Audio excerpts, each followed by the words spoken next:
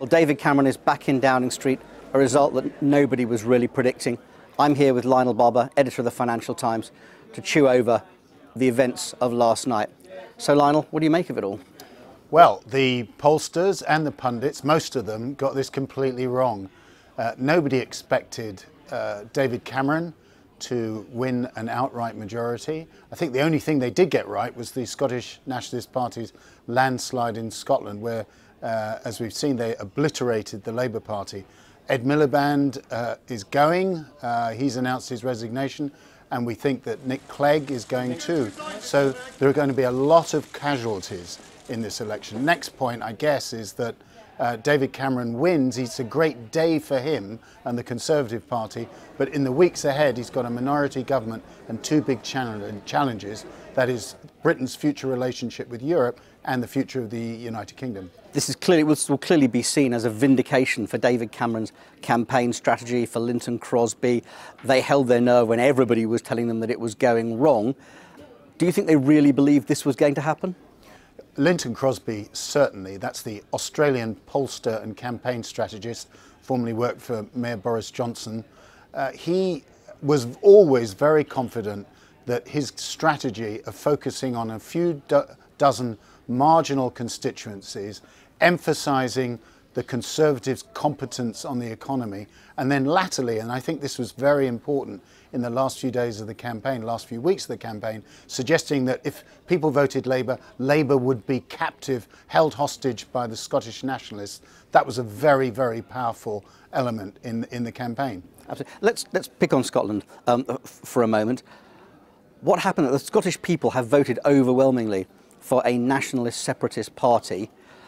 They cannot, if you are a unionist government, which the Conservatives are meant to be ignored. So how do they reconcile themselves to the second biggest country of the Union taking this position? Well, I think it was very interesting listening to Nicola Sturgeon, one of the stars of the campaign and the leader of the SNP. She made it very clear that Scottish voters who voted overwhelmingly for the SNP were not voting for independence. They're not voting either, or they did not vote for another referendum. What they're voting for is for the Scots to have a big say, and they'll have 56 or so seats at Westminster, on the future shape of legislation. And I think in that sense, it's a vote for Scottishness and Scottish influence rather than separatism per se. Although I put a small bet that maybe in 2016 the word referendum may appear in the SNP manifesto. Yeah, I don't think I'll take you up on that bet. But it is going to be a striking thing, isn't it? The Conservative Party, having essentially run a sort of yellow peril campaign, is now going to have to find a way to work with the Scottish nationalists. Well, remember that the Tories, the Conservative Party, did support the SNP minority government in Edinburgh 2008 or so. So there is a sort of mini parallel here. Look, David Cameron, he said something which was very important today. He talked about preserving the United Kingdom. So I think he's going to offer a very generous Devo Max deal to offer new powers to Scotland in order to preserve a near autonomous Scotland in the UK.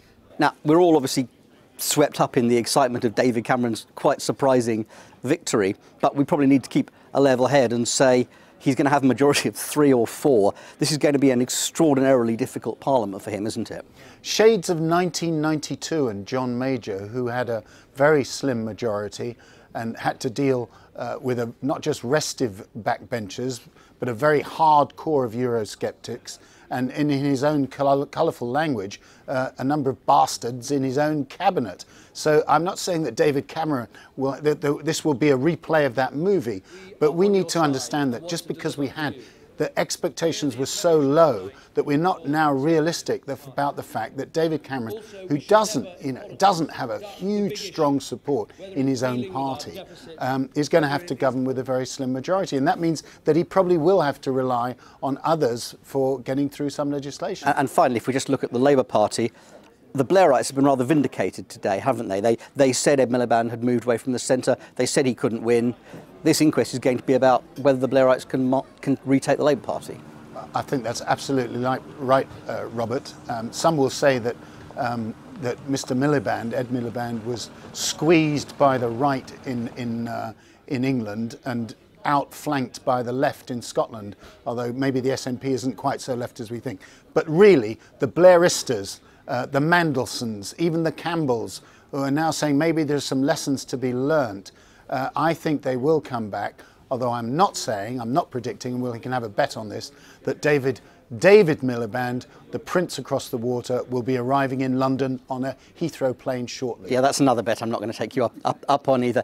Thanks very much, Lionel. One thing that's absolutely sure, the one prediction we can make is the next few years are going to be very good for journalists, and you can follow our journalists' coverage of the rest of this the wash-up of this campaign and all that follows on ft.com.